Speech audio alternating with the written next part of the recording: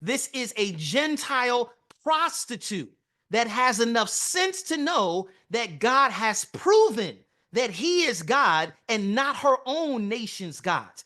Do we see how transcendent this type of thinking is? That these nations, why do we think that God made so much noise in Egypt?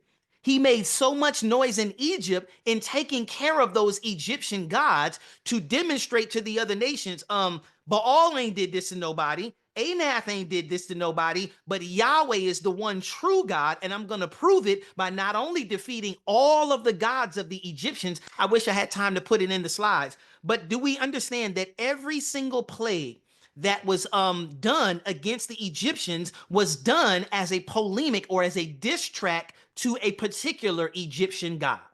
Oh, you are the God of the Nile? Let me show you that I can stop the Nile and show that you ain't nothing stop going through there. I'm going to turn the whole river to blood. Oh, you are the God of agriculture? I'm going to make sure ain't nothing growing in there and the locust going to come in there and eat everything up. Oh, you're the God of light? I'm going to make sure it's darkness in here and ain't no light going to be nowhere else in the entire land.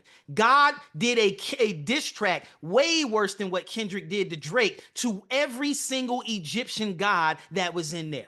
And so this was done not just to show Israel that he's God, but to show Egypt and the Amorites and the and Jericho and all of these other nations. He says, let me show.